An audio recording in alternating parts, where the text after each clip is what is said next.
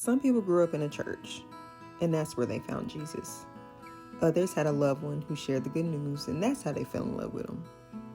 And then there's me, the hard-headed one who was just living life and enjoying my 20s until boom, the fear of pregnancy brought me to Jesus.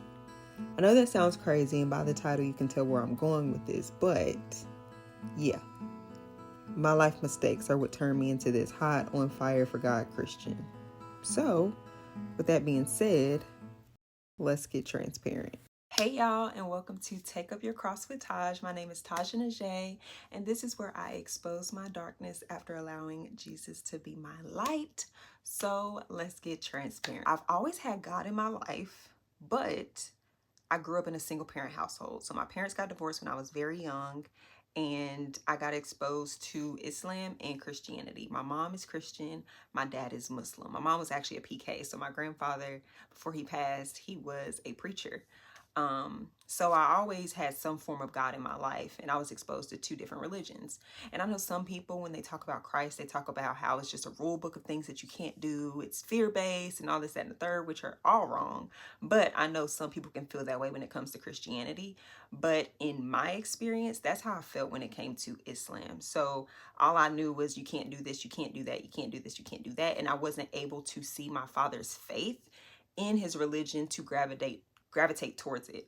But my mom, although I didn't get taught the Bible and I didn't get taught the teachings of the Bible, I was in church. You know, church just seemed like fun. Like, there's this God who loves me and I get to do what I get to do what it is that I want, but like as a kid, you had Hallelujah night and you could go to church and you could hang out with friends. Like, it was just more fun and interactive, and it kind of I guess met my need as a kid. Like, it made me feel normal or whatever. So I gravitated more towards that.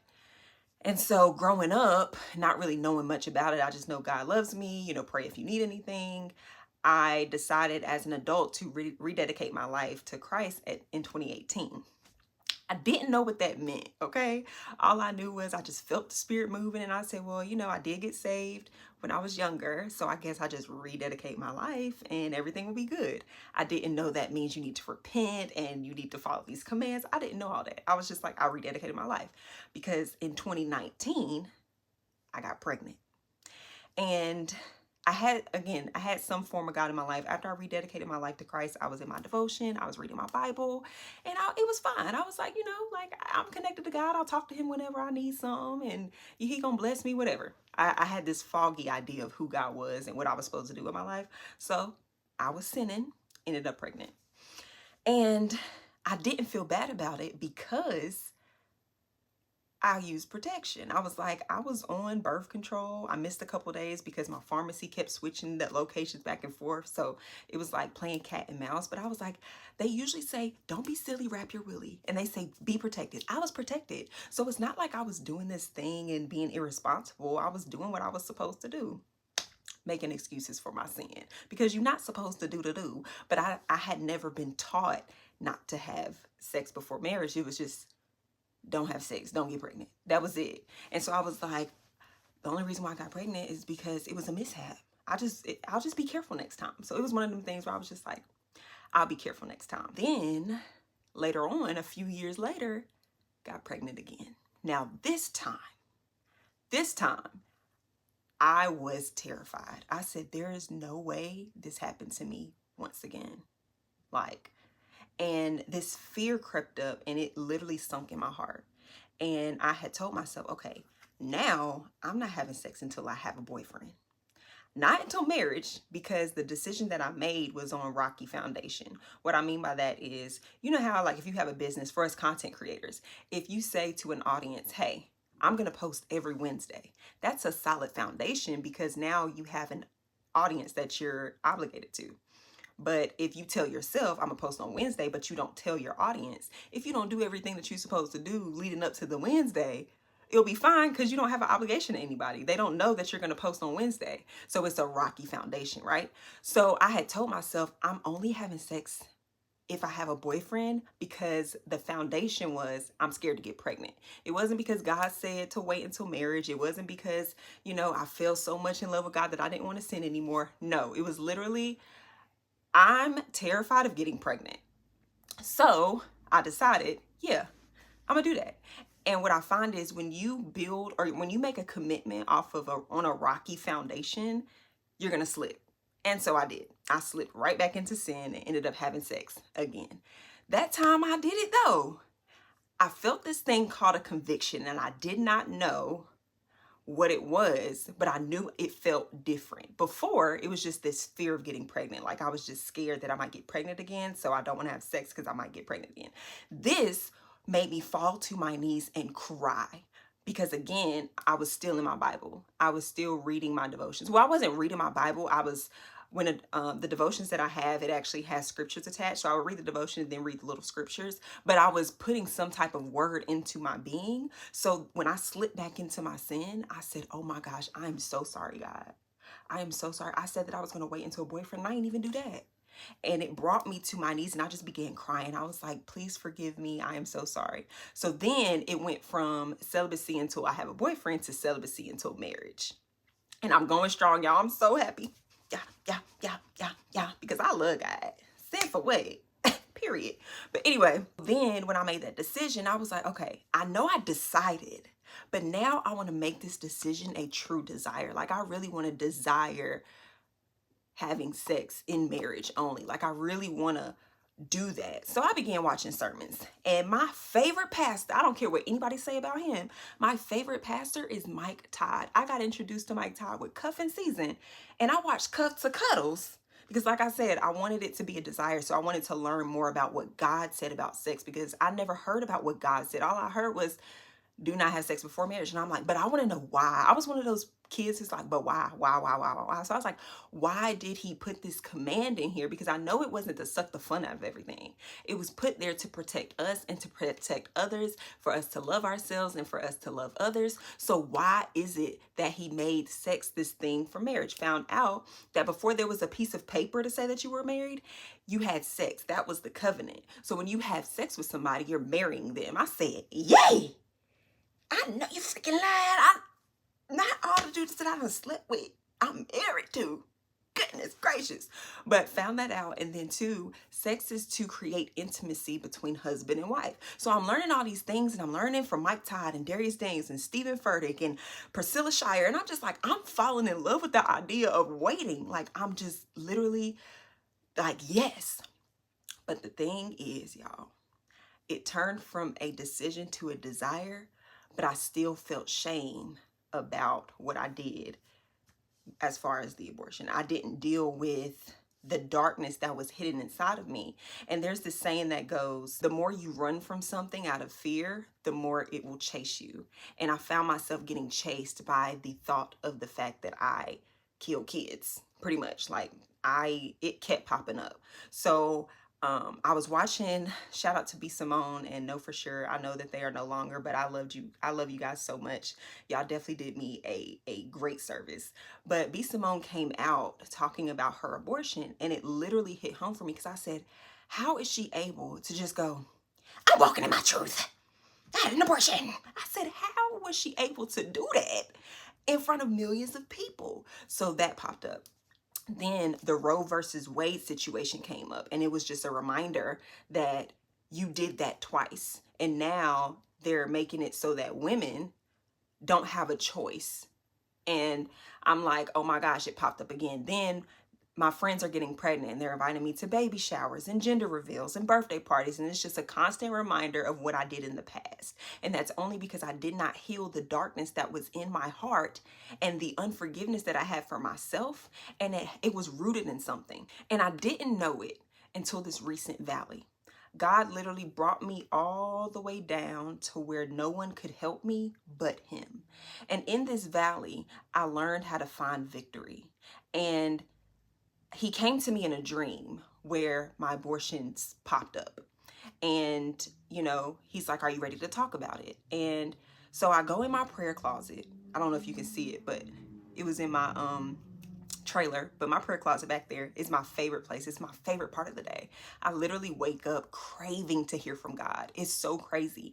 And I wouldn't have never, ever, ever felt like that unless he put me in this valley. So I'm in this valley, and he speaks to me in a dream, and he's like, are you ready to talk about it? And so when I'm talking, I'm like, I don't know where to start.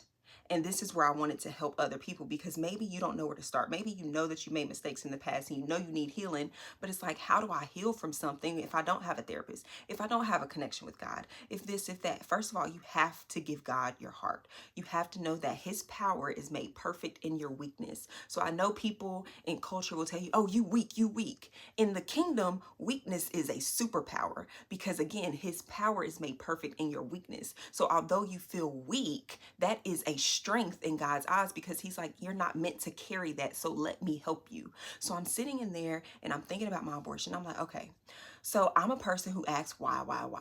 And I feel like God put that in me because that is the question I need to ask. Not to him, like, why did you allow this to happen to me? Why didn't you da-da-da? But no, Taja, why did you have the abortion? I said, well, I had it for many reasons.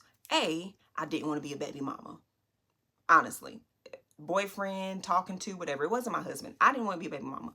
B, I was comparing myself to my sisters. My sisters, one is a Spanish teacher. She went to school for Spanish. She's in her field. My other sister, she went to school for being a chef. She is a chef. Me, I was still trying to figure things out. I don't know why I'm here. I don't know what I'm supposed to be doing. I don't know this. I don't know that. I have these low jobs. I've never had an entry-level position, all this stuff. So I'm like, I'm not going to be known as the girl who, or the sister out of the Flood sisters. Our last name is Flood.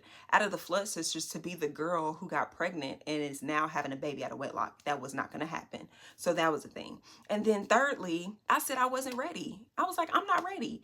And I remember back when I was in high school, mom was like, if you get pregnant, you go into a halfway house. I said, goodness gracious. I said, I don't think I'm going to have the support from my family.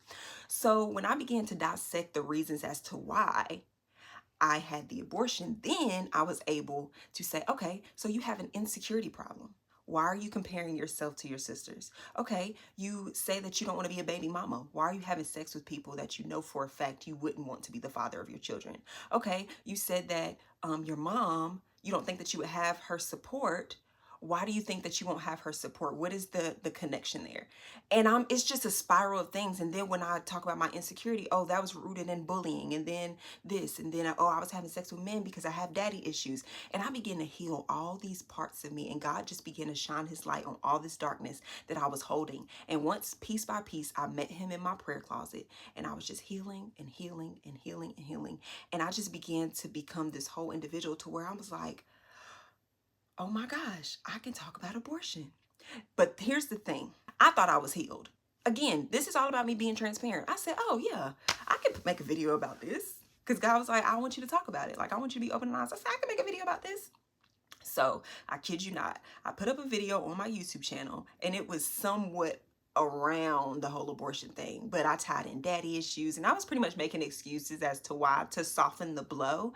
And I also knew that not many people were going to see it.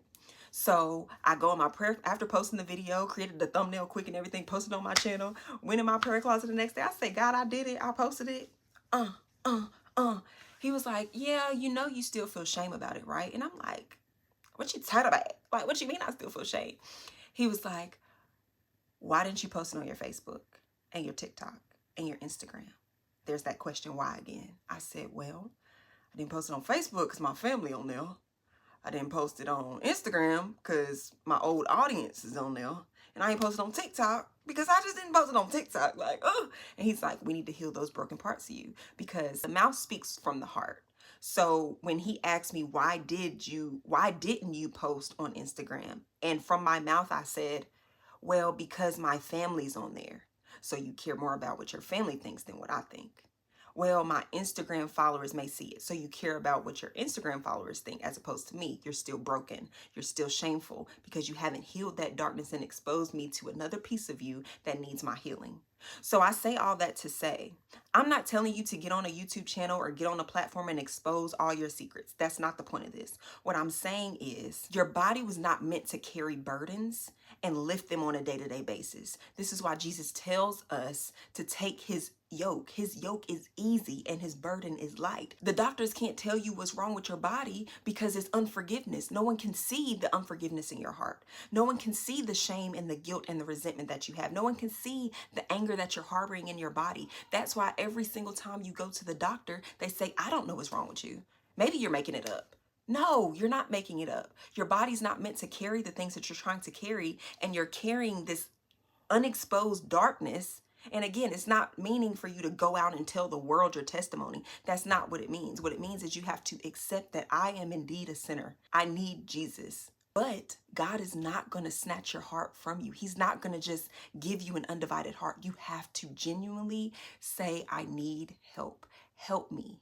I need healing. I want an undivided heart, but I don't know where to start. And when you begin to welcome God in, he begins to speak to you in ways when you turn away from sin, when you don't do certain things, when you fall in love with his heart and not his hand, you begin to transform and you begin to uncover, oh my gosh, and you begin to watch your words. Again, the mouth speaks what the heart is full of. You need to heal that darkness so that you can be a walking testimony for someone. It may not be on a platform. It may not be you shouting to the rooftops on your Instagram and your YouTube channel that you used to do this and used to do that. But God may heal you to a point to where you come across that kid who also went through abuse.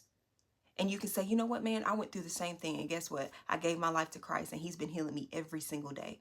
And I've forgiven that person. I love that person. I can walk in front of them and I can give God the glory, because if it was in my own strength, I wouldn't have been able to do it. That's the whole point of us being here, holding up a mirror and saying, I can't judge you because I've done wrong. I can't be mad at you because life be life and for me too. And that's what exposing darkness is all about. So I say all that to say, if you went through abortion, or even if it wasn't abortion, if you went through something that you're ashamed of, you feel guilty, you feel resentful, you feel angry, you have to give it to God.